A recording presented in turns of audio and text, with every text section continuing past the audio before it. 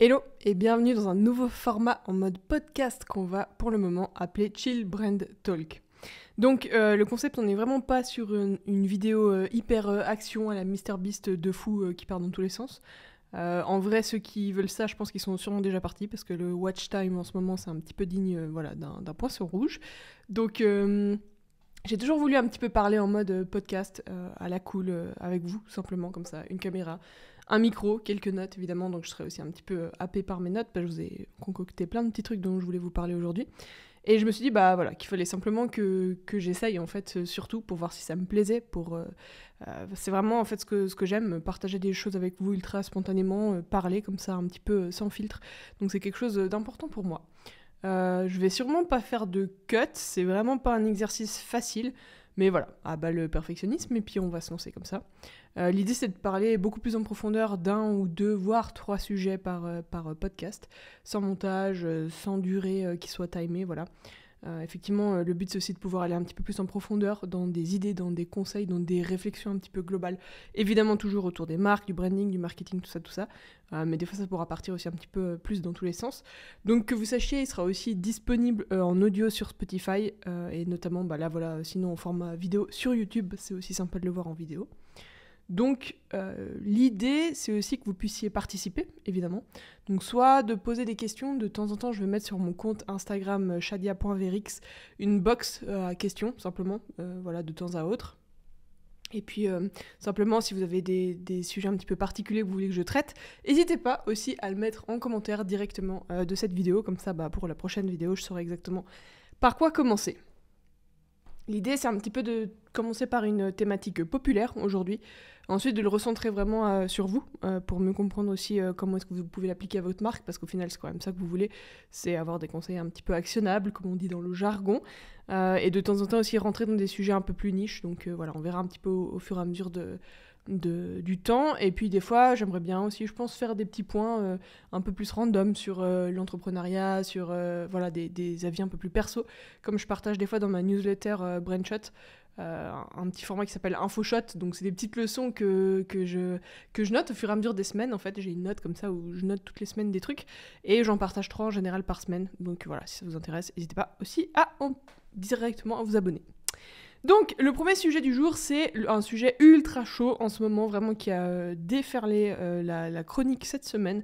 C'est le rebranding de Jaguar. Je pense que, ça, à mon avis, tout le monde a dû en entendre parler, parce qu'il y a eu un gros tollé, notamment sur les réseaux sociaux, aussi dans la presse, donc c'était assez impressionnant. En majorité des critiques négatives, qu'on soit d'accord. Donc moi j'ai vu beaucoup de commentaires qui étaient même virulents, qui étaient moqueurs. Il y avait une sorte d'acharnement aussi sur LinkedIn. Dès le lendemain, j'ai l'impression que tout le monde en fait était brand designer et puis stratège en marque et venait en fait juger et critiquer, mais vraiment violemment tout ce qui a été fait. Sur Instagram aussi, sur Facebook, dans la presse, enfin bref, je l'ai déjà dit, mais ça m'a un peu choqué de voir à quel point les gens ils aiment bien la ramener dès qu'il se passe un truc de nouveau et puis qu'il y a quelque chose à dire par rapport à tout ça. C'est vrai que pourquoi, pour ceux qui seraient pas forcément au courant de tout ça, moi j'ai vu quelques arguments. Le fait évidemment que ça sort un petit peu du cadre, c'est assez disruptif par rapport à ce qu'il y avait avant, donc on est vraiment sur un rebranding qui est pas tout doux, tout gentil. En général les gens ils critiquent parce qu'ils se disent ouais mais en fait vous avez rien changé, mais vous dites que vous avez tout changé. Là c'est un peu le contraire, donc il y a aussi beaucoup de gens qui considéraient le rebranding comme woke, et d'autres qui étaient carrément à dire que c'était complètement hors sujet, que c'était à l'opposé un petit peu des convictions de la marque, comme si tout à coup ils étaient encore une fois stratèges en marque. Et pour d'autres, ils ont aussi parlé un petit peu de blending, donc ce truc de tout à coup revenir à quelque chose, une typo très minimaliste, très simplifiée. En gros, on perdrait énormément de caractère de la marque, donc c'est un petit peu les choses principales, évidemment, qui sont ressorties. C'est vrai que il y a beaucoup de réactions des gens face à un changement, en règle générale, dans la vie, on n'aime pas trop, on est des êtres humains, quand ça change, ou nos petites habitudes, elles sont un petit peu ébranlées. Donc c'est aussi face à tout ça, des fois que directement, de manière un petit peu émotionnelle, sans forcément se poser des questions plus profondes, on va juger simplement un logo, à ce qu'on voit en fait visuellement la première fois, sans trop se poser de questions, ou sans vraiment s'intéresser à la démarche qui est derrière. Et c'est vrai que moi, franchement, c'est un truc qui m'énerve, donc j'ai envie aujourd'hui de vous donner mon avis sincère par rapport à tout ça. Il y a évidemment eu, je trouve, Et en fait, malheureusement aussi, de plus en plus ces derniers temps, des sortes de lynchages, enfin des cas similaires de lynchage public de cette même manière, où tout à coup on a une marque qui décide de prendre un virage et voilà, du jour au lendemain, beaucoup de gens se prêtent à simplement critiquer tout ça. Donc là, j'ai sous les yeux les comparaisons de avant-après, que ce soit au niveau de la typographie, qui effectivement a pas mal changé. On est sur quelque chose de beaucoup moins anguleux, de beaucoup plus rond. Et après, bah voilà, le Jaguar a été... la plupart du temps, on le voit même pas passer sur les réseaux. On voit que la typo et puis basta, il y a que ça, une marque, c'est que ça. Ou alors on voit aussi l'aspect un peu plus direction artistique, les photographies et tout ça. Mais on voit pas ce Jaguar un petit peu minimaliste qui a été refait entre ces lignes-là de façon très très très stylée.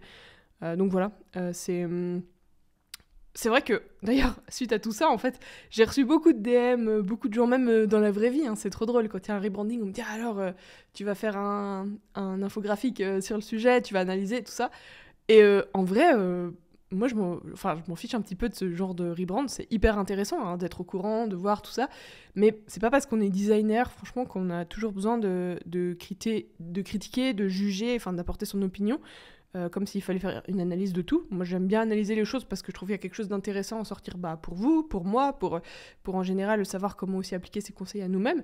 Mais c'est vrai que voilà, ça m'intéresse, je m'y intéresse moi par rapport aussi à la veille que je fais de mon côté, mais j'ai pas ce besoin en fait d'absolument en parler et surtout encore plus quand on en parle énormément dans la presse. Et j'aime pas forcément, bon, je pourrais surfer sur le buzz, ça me ferait des clics supplémentaires, mais franchement non, c'est pas trop mon truc. Et en général quand on en parle beaucoup, moi j'aime bien aller un peu à l'opposé et parler de choses dont on parle pas vraiment.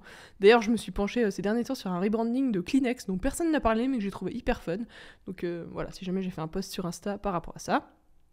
Il y a un truc par contre qui m'a fait bien rire dans tous ces trucs où moi c'est vrai qu'au fur et à mesure des jours j'avais un petit peu la haine qui me montait en me disant mais les gars c'est bon quoi, lâchez-leur la grappe, arrêtez de surenchérir, parce qu'évidemment quand il y a un feu on rajoute de l'huile dessus, enfin tout le monde veut y aller de sa propre opinion, enfin voilà. Et moi j'ai bien ri parce que là ce matin ou hier matin il y a Burger King dans leur grand art habituel qui ont sorti, faudrait que vous alliez voir si vous l'avez pas vu, mais c'est assez drôle, ils ont refait ce fond un peu rosé avec la même typo que pour Jaguar mais avec marqué Burger King et c'est marqué nouveau logo très grrr, vous aimez?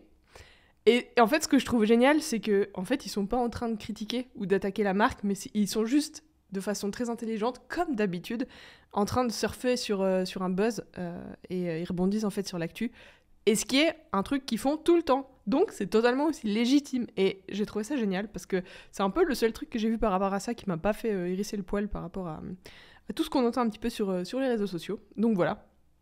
Il y a aussi un autre truc que j'ai noté et que je trouve assez intéressant de parler. C'est ce phénomène où quand il y a beaucoup d'avis sur un sujet, on se rallie plus facilement aussi, entre guillemets, à la masse. Donc là, j'en parlais ce matin avec une designer que j'admire beaucoup, qui s'appelle Anna, qui m'a parlé d'un livre qui s'appelle La psychologie des foules. Et en gros, c'est cette idée qu'il y a un effet de masse quand on parle d'un sujet, que ce soit en positif ou en négatif, et qu'en gros, il y a une sorte d'absence de jugement et de responsabilité, puis on va directement rajouter notre avis, mais tu vas plus facilement te greffer au groupe que te dire « Oh, je vais faire une petite analyse d'1 jour et demi et je vais dire ensuite mon avis par rapport à tout ça. » Donc c'est beaucoup plus facile aussi. Et évidemment, l'être humain, encore une fois, on a ce besoin d'appartenance, donc c'est aussi par rapport à tout ça qu'on va essayer de se rallier à quelque chose, entre guillemets, encore une fois, à la masse. Donc voilà, alors qu'en fait, si t'étais tout seul dans ta chambre et qu'on t'avait montré le logo, t'aurais été beaucoup plus modéré face à ça. T'aurais pas eu la même énergie en fait à mettre et à perdre dans des tweets, des threads, ce genre de trucs qui partent dans tous les sens. Donc voilà, c'est aussi ça qui m'a personnellement un petit peu surprise. Et ce qu'il y a de drôle, ça c'est un petit peu piquant de ma part, mais c'est que j'ai l'impression que la plupart des gens qui parlent de ça, c'est genre des gens qui vont rouler comme moi, en Seat, en Peugeot, je juge pas du tout dans quelle voiture vous roulez, qu'on soit d'accord. Mais en gros, en fait, on n'est pas la cible. Enfin, c'est pas nous le persona idéal de Jaguar, donc la plupart des gens, j'ai l'impression, en tout cas peut-être 90% de ces gens-là, c'est des gens qui sont pas du tout dans la cible. Donc voilà, je trouve ça assez marrant. On revient encore une fois au fait que la stratégie va avant tout. Moi, j'ai été un petit peu saoulée par ce truc.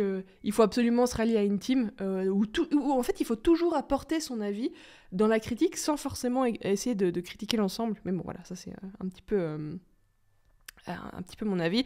Et c'est vrai que j'ai aussi vu passer pas mal de commentaires qui disaient ouais, mais virulent, hein, il faut brûler le designer qui a fait ça, on va retrouver l'agence de com qui a fait ce travail-là. Puis moi j'étais oui, ok, mais et puis après les gars, tu vas lui mettre une droite et puis tu vas être fier de toi. Je sais pas, je trouvais ça un petit peu fou en fait d'en arriver là. Donc voilà. Et encore une fois, je trouve que c'est trop facile de critiquer quand tout le monde critique aussi. Tu te rallies à la masse, voilà, ton ego il se gonfle, t'es content. Quelques minutes parce que tu fais partie du groupe. Enfin bref, on va pas aller trop en profondeur là-dedans. Mais je pense qu'on perd vraiment l'essentiel en fait de tout ça, qui est en fait le deuxième sujet du jour. Évidemment, il n'y a rien qui est dû au hasard. Donc le deuxième sujet du jour, c'est finalement pourquoi un bon branding suffit pas pour réussir, dans le sens là. L'idée, c'est qu'il y a beaucoup de gens aussi qui pensent que simplement par quelque chose de beau, beaucoup d'entrepreneurs d'ailleurs qui pensent parce qu'ils ont un beau logo ou une identité visuelle cool, que ça va suffire pour finalement transformer leur business du jour au lendemain. Qu'en fait, c'est un petit peu le hack qui peut les amener plus loin. Mais en fait, un branding, très honnêtement, sans stratégie qui est derrière, sans alignement avec la vision, sans cohérence globale, etc., et sans exécution cohérente, ça sert pas à grand-chose. Je voulais aussi un petit peu débunker les mythes sur le branding un beau logo suffit, justement. Je pense que c'est hyper important. C'est vrai que donc c'est pas cette identité visuelle qui va faire décoller votre business, encore une fois. Et le branding, c'est bien plus qu'un simple visuel ou qu'un logo, encore plus vulgairement parlant. C'est vraiment tout le système stratégique, si vous voulez, qui s'aligne en fait avec les objectifs de votre entreprise. Donc tout ça, sans stratégie, ça vaut pas grand-chose. Et il faut aussi faire attention de bien distinguer le logo, qui est vraiment le petit symbole, l'identité visuelle, finalement c'est toute la palette de couleurs, le watermark, les typographies, l'image de marque, donc c'est l'image globale de la marque aussi en termes d'émotion, etc. Et le branding, c'est toutes les actions que vous mettez en place, c'est finalement comment est-ce que vous faites se sentir votre audience, votre public, etc. Donc le branding, c'est même pas forcément un truc que vous contrôler à 100%. D'ailleurs, c'est pas du tout un truc que vous contrôlez à 100%. Vous pouvez l'orienter avec votre strat, avec vos actions au quotidien, mais le branding, c'est vraiment cette impression globale en fait que donne une marque. Donc voilà, c'est hyper important aussi parce que des fois, on voit un petit peu ces mots qui se croisent dans tous les sens et les gens n'ont pas forcément la connaissance de ça. Donc oubliez pas que voilà, c'est des termes qui veulent pas du tout dire la même chose. Et encore une fois, sans connaissance profonde de votre client cible, un beau visuel, il n'a pas d'impact. Faites pas une marque parce que vous trouvez que c'est stylé, les logos impressionnistes en rouge et en noir, j'en sais rien, ce genre de choses. Faites pas un truc parce qu'en fait le héros de votre histoire, c'est votre client, c'est pas vous. Donc vous devez pas faire un truc qui vous plaît à vous fondamentalement. Surtout que la plupart des gens, je veux dire, c'est pas forcément eux, leur persona. Vous êtes pas vous en fait enclin à acheter votre propre produit en général. Donc il faut jamais perdre ça de vue, c'est super important. On parlera aussi typiquement, vous avez peut-être vu, j'ai fait une vidéo sur Tropicana dernièrement, et aussi New Coke, où justement Tropicana, il avait vraiment fait un rebranding qui était complètement raté, parce qu'ils ont changé en fait tout leur packaging, en mode on va rentrer un peu dans la trend minimaliste qu'il y avait, mais ils ont ignoré complètement l'attachement émotionnel de leurs clients à la marque, à ce visuel un petit peu qui se démarquait dans les étagères des supermarchés. Et en fait, ils ont perdu une audience de fou. Je ne sais plus exactement à combien ça se chiffrait, mais c'était des millions de dollars de pertes. Et en fait, ils sont même carrément revenus en arrière. Vraiment, si ça vous intéresse, n'hésitez pas à regarder la vidéo. C'est une histoire de taré, et en fait, ça peut arriver à tout le monde. Et New Coke, c'était exactement la même chose. Donc, je le répète, mais je pense que c'est important de se graver ça dans la tête. Le branding sans stratégie, c'est un petit peu comme une magnifique vitrine d'un magasin, mais en fait avec des rayons complètement vides à l'intérieur. Les clients, ils vont venir chez vous, mais ils vont pas rester. Et ça, c'est ultra important de le savoir, parce qu'après, ils risquent d'être déçus et de pas avoir envie de réessayer justement l'expérience avec votre marque. Et pour qu'une marque fonctionne, du coup, vous allez me dire, qu'est-ce qu'il faut faire ? Il faut qu'il y ait déjà un positionnement clair, qu'on sache exactement qui on sert et pourquoi on les sert. Ensuite, une cohérence au niveau, à tous les niveaux, en fait, au niveau des actions stratégiques, au niveau des messages, au niveau des visuels, au niveau de l'expérience que vous allez donner à vos clients. Et aussi une offre solide et qui soit vraiment alignée avec les besoins de votre cible, bien évidemment. Mais ça, des fois, c'est des choses qu'on perd un petit peu de vue. Et donc, j'ai envie de dire que le branding, en gros, c'est une seule pièce d'un puzzle qui est beaucoup, beaucoup plus large. Il doit vraiment s'inscrire dans la strate globale que vous allez avoir une entreprise. Donc, encore une fois, la première chose que vous pouvez faire, c'est vraiment définir votre client cible, à qui est-ce qu'elle s'adresse, votre marque, c'est quoi les attentes de vos clients, c'est quoi ses frustrations, c'est quoi ses objectifs. Donc ça, c'est des questions assez basiques, mais qui peuvent déjà vous aider à orienter tout ça. Votre positionnement, en quoi en fait votre marque elle est différente, en quoi est-ce que vous vous démarquez du voisin d'à côté, de pourquoi vous êtes meilleur que vos concurrents. Donc vraiment les différenciateurs, c'est ultra important. Votre offre finalement, qu'est-ce que votre marque en fait elle promet, qu'est-ce qu'elle va livrer de façon unique, parce qu'encore une fois, si c'est la même chose que le voisin, c'est hyper dur de se différencier par rapport à tout ça. Et un exemple positif que j'ai noté, c'est typiquement Apple. Donc oui, alors leur branding, il est super beau, il est très stylé, minimaliste, très simple, etc.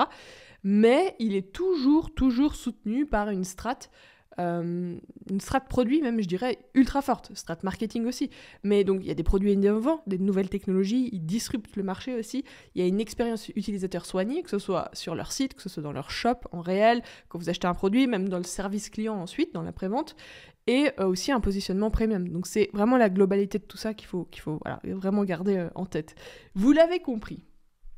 Donc, la petite équation que j'aime bien dire, c'est le branding, c'est égal à la strate plus à l'exécution.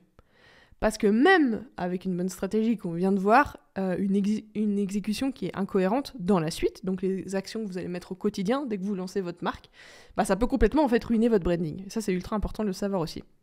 Par exemple, si votre marque ou une marque, elle promet un service premium, on va dire, donc high ticket, etc., mais que l'expérience client d'une fois qu'il a signé et payé, elle est médiocre, je sais pas, on va dire il y a des retards, il y a une communication un peu confuse, enfin ils se sentent pas accompagnés, là le branding il perd complètement sa crédibilité et alors oui, vous allez peut-être avoir réussi à onboarder les clients, mais ensuite vous allez avoir une réputation qui va un petit peu chuter parce que vous n'allez pas avoir des bons retours et ça c'est ultra toxique pour votre marque.